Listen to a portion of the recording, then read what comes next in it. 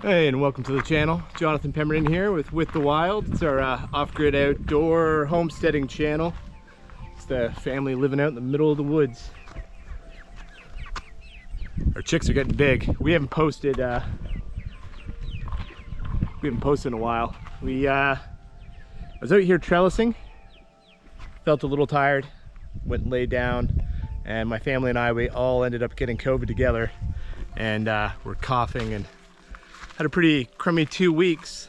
At the end of it, we were trying to get out to the beach more, so we're at the ocean and doing a lot of swimming and stuff, and I'm pretty congested, and I think water got stuck in my ear. Ended up getting a real bad ear infection, and been on antibiotics for that, but I couldn't use any power tools. But I'm starting to get my energy back. I'm feeling better now. So we're hosting some friends, and they went camping at the national park.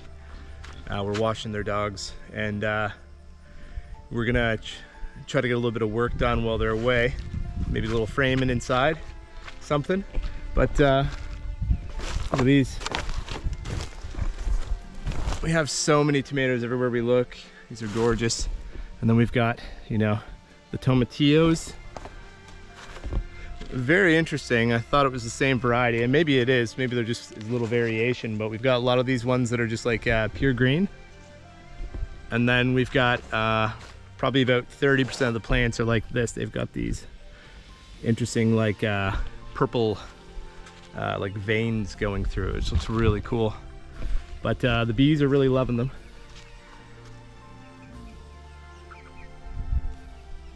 Yeah, they're still pollinating. We're still getting more and more, and I don't know, let's see if I can put it up, see if you can see in there. You can see the fruit is starting to expand. So I think these things kind of expand, and then the Chinese lantern looking thing kind of opens up and separates. And that's when you know it's time to harvest. We've had a lot of good stuff. You know, we've got these beautiful paste tomatoes. We've got Scotia ripening. Over here we've got yellow pear.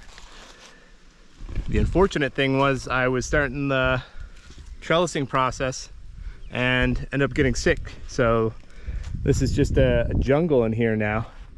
But the plants are all healthy. The tomatoes are healthy. We did have a little bit of, what is it? Bottom root rot? Something like that with some of the paste tomatoes there. I think it's a calcium problem. So anyways, we're trying to adjust that. It's going to be raining soon, and I might throw some blood meal down. Could also be like an acidity problem where the acidity's off a little bit and it won't actually allow the plants to uptake the calcium, but it seems to be one bed. So we'll see what we can do, see if we can fix it. If not, it'll just be a lesson that I need to work on the acidity level and also make sure there's enough calcium in there for. But like even pepper plants that I didn't have room to plant, I've totally neglected. They're like starting to pop up with some jalapenos on them, which is actually really cool. You know, onions and asparagus. This onion went to seed, which is very interesting. We let our coriander go to seed.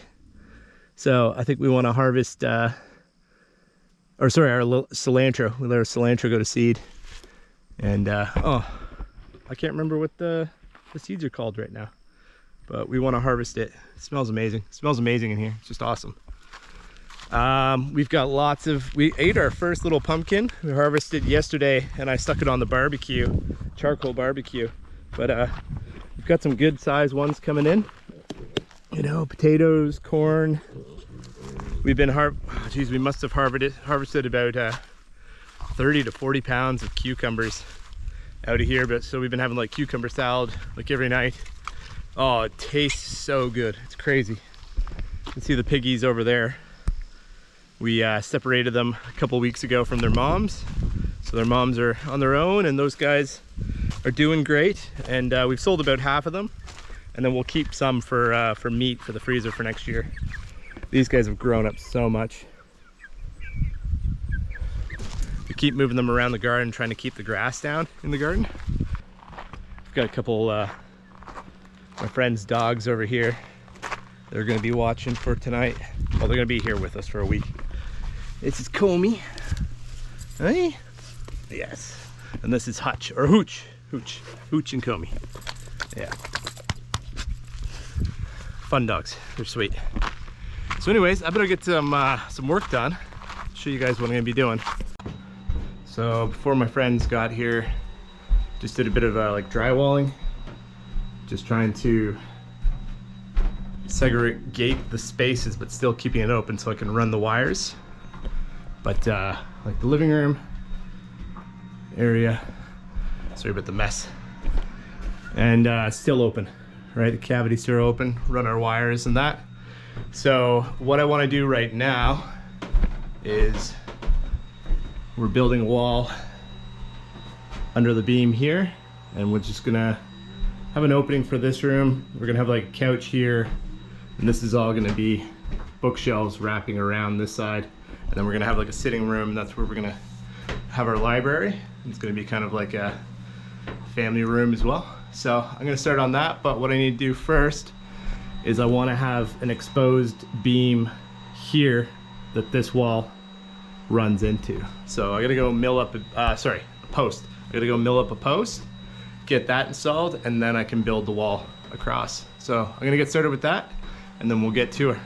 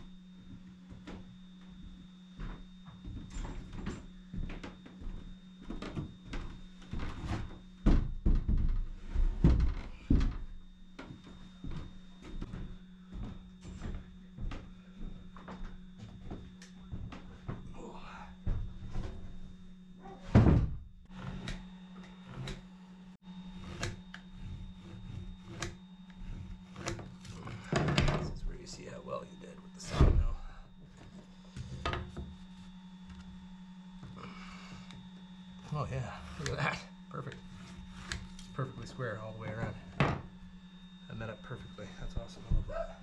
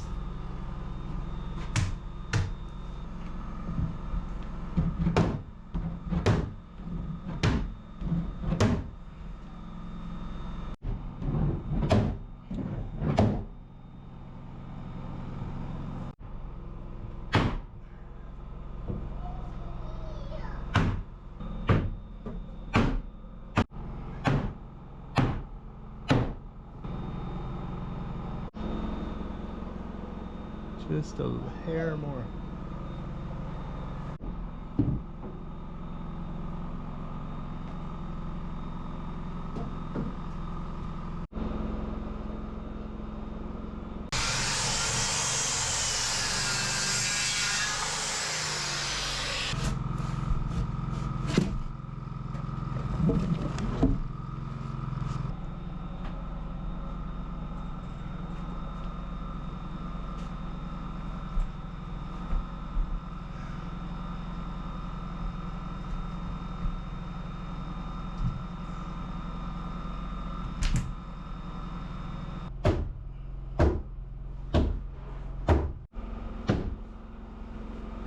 Yep.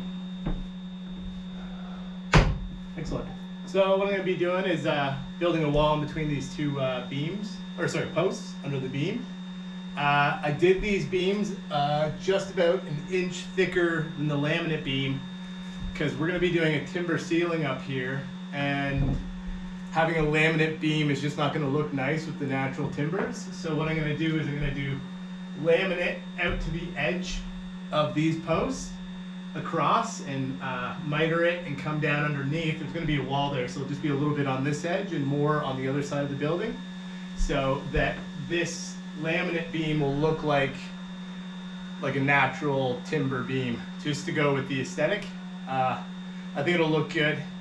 I just don't want to see, the laminate and all the nails and that. I just don't think it's going to look good with the aesthetic, but I think this is the way to go. But now I'm going to start framing in this wall in between. But first I'm going to hammer these beams or posts. I'm going to hammer these posts in, and afterwards I'm going to have to go underneath the house, and I don't know if you've heard the saying, as above so below. You need to continue any post that you put in down to the beam. So I'll have to go, and I've got some 6x6 pressure treated under the house, and I'll just use that in between the floor joists coming off the beam, and it'll meet up with this, and that'll make this all structural, so it's not faux. It just adds strength to the house. But I like them. They're beautiful. These are a couple of logs that I cut a couple of years ago. So I will frame this wall in. They will dry a tiny bit, but they are nearly dry because the logs have been sitting for a couple of years, and it's summer now. So anyways, I guess next is start working on this wall.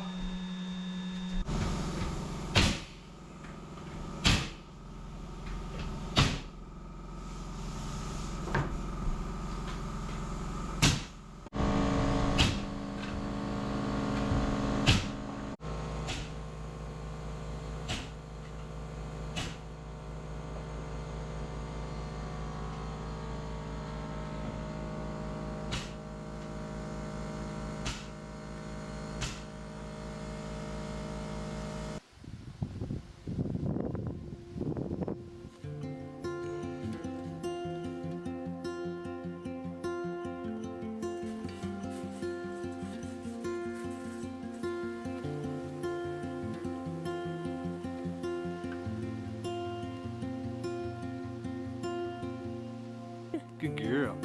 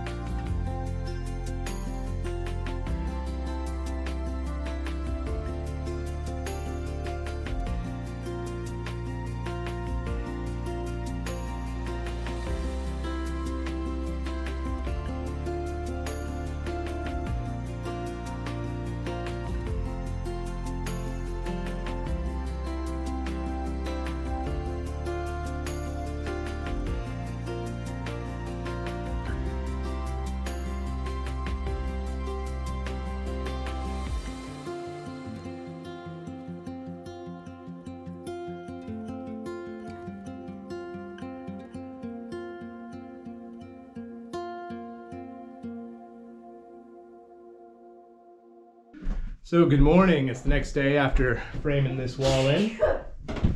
I figured I wasn't gonna do a header on it because I've got the beam up above, but this wall is gonna have two 2-foot or 20-inch sliding barn doors meeting up in the middle, and I'm gonna have to fit the hardware up here. So I'm gonna have to put at least a couple more 2x4s, hammer up, and then this wall will be finished, ready for drywall and any wiring that needs to go in there. Over here, I did the OSB against the wall. So here's the battery banks in here. Move those in here. So they're where they're supposed to go. I might not use them. I might use a different battery. I'll just see how it goes. Or I might start with those and switch them out. They're gonna be a lot of work. You gotta keep filling them up with distilled water and keep checking that. So, but anyways, I'll be able to install my inverter and my charge controller right to this now and to the wall, and then I'll have my utility box, power box right above. But anyways, right now I've got to see if I can hook up the gas range, because this thing is very dodgy. We've had flames come out the side. And of course it's working perfect right now, but it usually does not work perfect at all. My wife's usually like, John, can you set this? And I keep burning the hair off my arms. So we want to see if we can hook this up. I've got all this hardware here. I've got the gas line, a line for the barbecue, and a bunch of other fittings.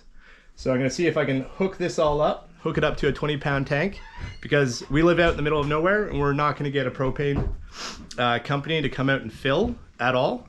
So we're gonna have to just probably do it with smaller tanks, and I've seen people use this stuff before, so I think it'll work. Anyways, let's see if I can get it put together.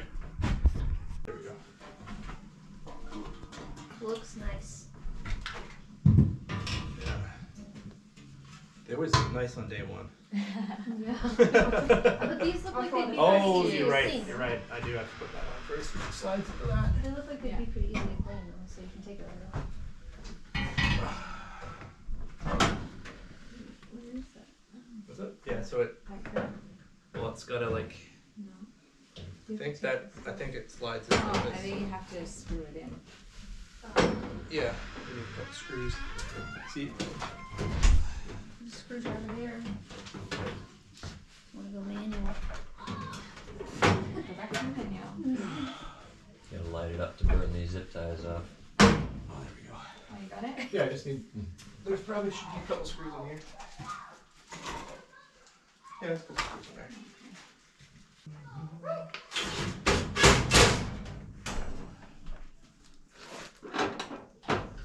So shiny. Wow. There we go. Just kind of think. actually. Does that bend down? A little like. You almost need like three. If I tilt it backwards. No, I think it's just like I need it. There we go. I think I can twist it into place now. There we go. Nice. Let's see. Yeah, Whoa. yeah. Perfect. Which is kind of nice. Wow. That's on the front? Yeah. It's held in place by a wire broiler rack. To open the broil, gently lift up and pull forward on the drop-down broiler door. Pull the broiler That's the pan bottom one. forward, it will reach a temporary stop position. Continue to pull forward, the broil pan will pull out to expose the entire broiler grill surface. So this thing slides in and out. Pan or tin. Slides right in there. Nice. Oh, that'll keep food from falling. Mm-hmm. Okay, so yeah, you hit the heat from the top on so that broils and then this Oh bakes. yeah. Yeah. Because the flame's going to be Right there. It's got a pan that. Yeah. So that's where you. Yep. Burn things. That'll be okay. I'm just trying to think, like some things we do, like when we're doing a pork roast and we've got the skin and we want to like make the crackling really good. Like that's not really a good height, right? You'd have to cut it off and put it in. Cut the like- skin off and just do the skin. Yeah, I guess so. Yeah. Yeah, I guess so. We'll make it work. Let's No, return it. Return it. So I've been trying to collect pieces to make this work for about a week now.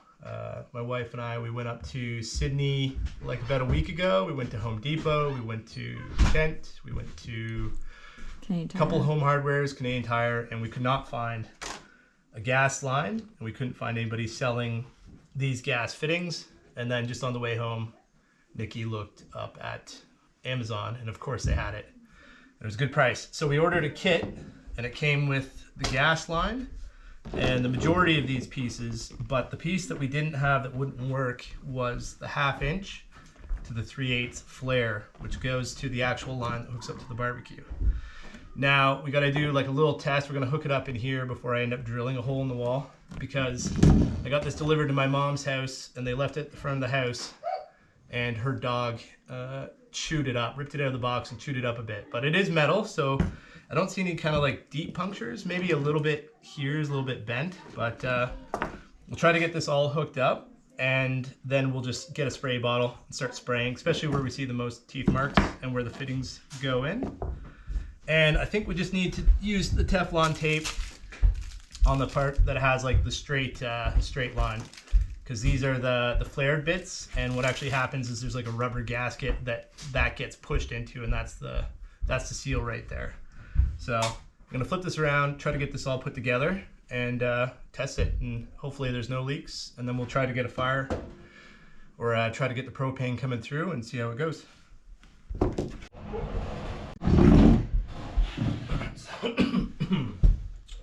So that's going to be twisting in righty tighty.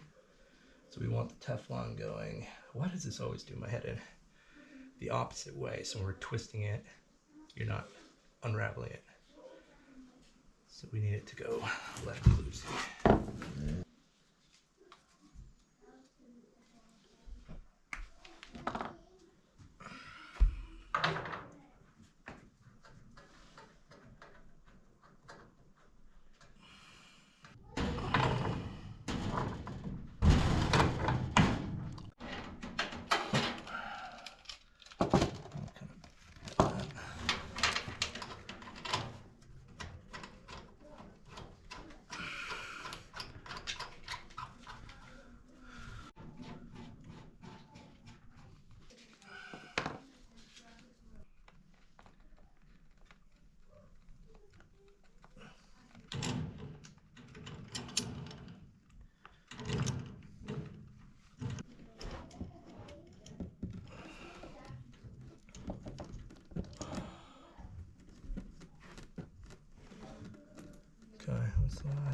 That's the last one.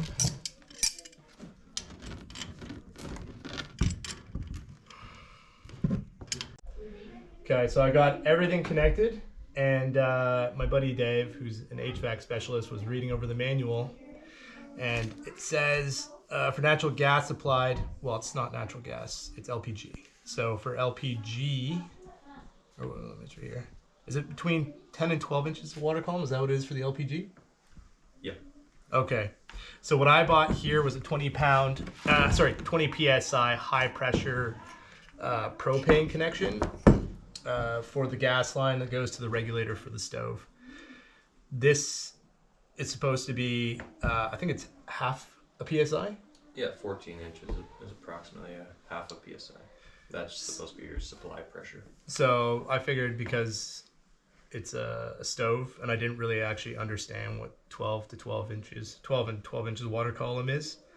I thought, it should be high pressure, but that's actually wrong. And what could go wrong is you put too much pressure and I could destroy something inside of the regulator. Is that right? Yep. So I messed up and I got to get another one of these. So this isn't going to work. But at least this part's hooked up. We're getting closer and closer. Yeah. So we'll just keep using the dodgy thing for a little bit, and the wood stove, which has actually been coming in pretty key because it was like 12 degrees last night. It was pretty chilly. So anyways, we'll touch base with that in another video. Well, it was frustrating with the stove. I've tried to get that thing going, trying to get all the parts for it. I've gone to so many different places. But I guess that's just the way it goes sometimes in life. Not everything is just an easy setup or an easy fix. But at least now it's one more piece. We know what to get. So I ordered that online, and hopefully it'll be there sometime soon. But I'm gonna go to the beach now and put the kayak in. It's a little early for catching fish, as in like in the day. It's easier to catch them at dusk and dawn. But I don't know, I'm gonna try get out there and see if I can catch a sea bass or something. Sometimes mackerel, they'll eat at any time of the day if they're around. But we'll launch a boat in. That'll make me feel better anyways, at least getting out on the ocean. So we'll pick it up once I get out there. She's a good sport, isn't she? Huh? She's a good sport, isn't she? Helping me carry my kayak in through the dunes.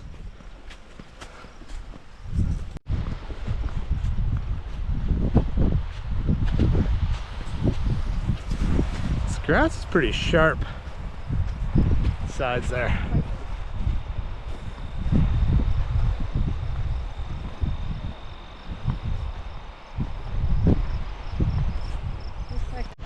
Alright, we got the kayak down.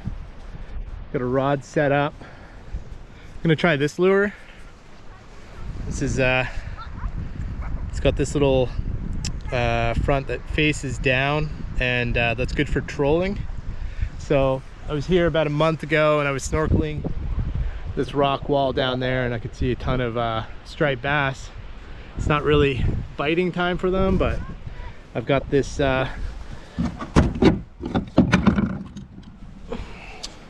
garlic scent, and it smells just like roasted garlic. It smells amazing. It's sticky. You put it on your lure, and I had no idea. A guy at the store told me yesterday that they love the smell of garlic. They'll come right up to it and bite it. So I'm hoping that having this on my lure will get them interested.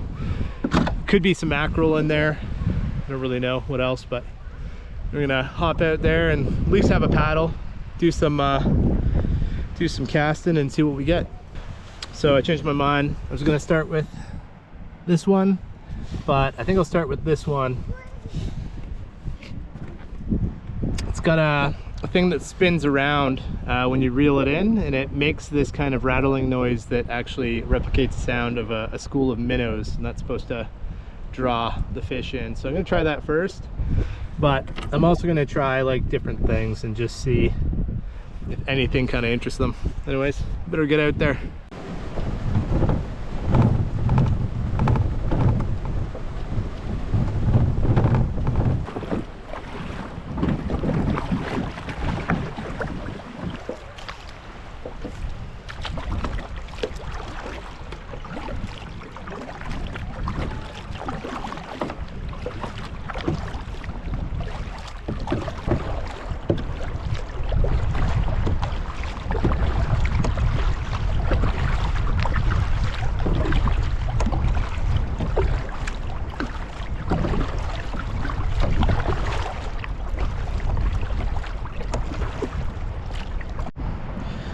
now that I'm deeper out, I'm just gonna see how deep the water is.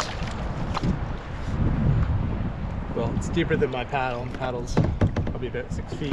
So I'm gonna just see if I can, I've got some of that garlic stuff on it. It smells amazing.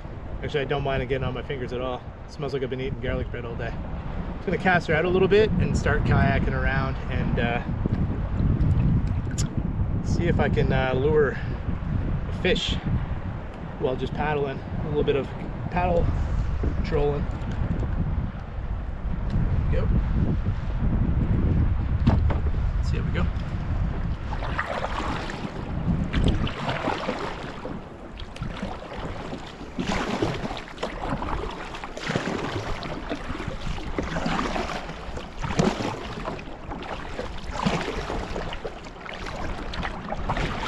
Sketchy thing is there's a lot of sharks around that island up there, and there's another island beyond it called Hardy Island where they do tuna fishing, and yeah, I've seen some pictures of sharks taking, you know, $200 a pound bite out of the fish. So got to keep my eyes out.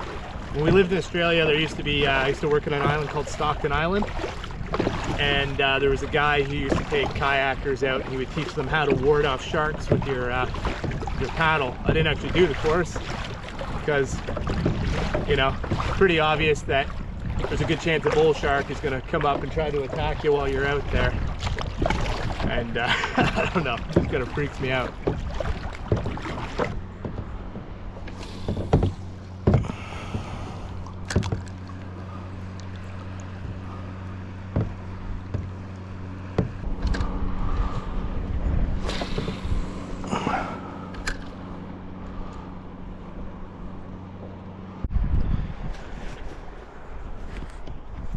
So I was having no luck with that like spinner jig that makes it sound like the minnows.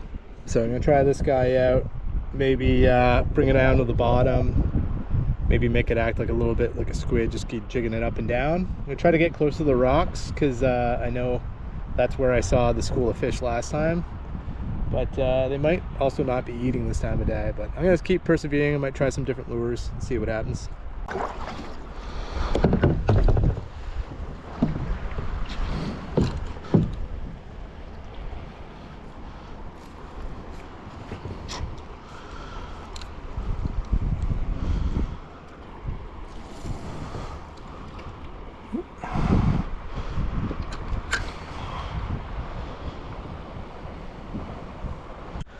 Well, been at it for about an hour and a half and haven't gotten a bite, so obviously the fish aren't hungry.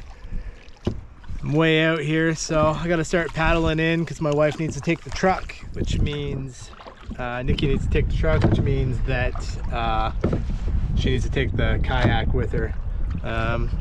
Anyways, it's so peaceful out here. It's just absolutely gorgeous. Anyways, I'm gonna paddle in, help her get the kayak in the truck, and then I'm gonna hang out with my friends here at the beach for a bit, maybe check out the tide pool, see if I see anything cool.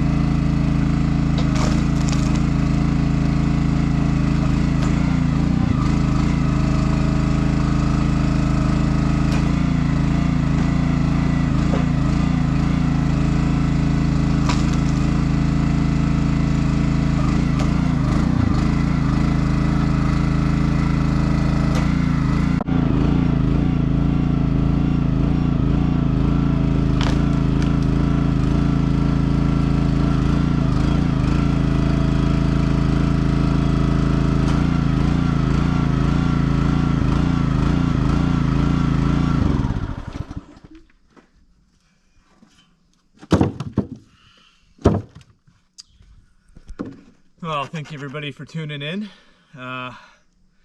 Starting to feel way better. We're starting to get back in the groove of things, and we'll have videos out to you guys more regularly. Our friends have done their 2,000 kilometers back west heading home, and we could feel the cool weather popping up in the morning, so it's kind of lit a fire on us. Winter is coming. So we've got so much to do to get down before winter, and we're going to take you guys along for the ride. Thanks so much for all the new subscribers and all the support that you guys throw out to us. We really appreciate it, and we'll catch you guys in the next one.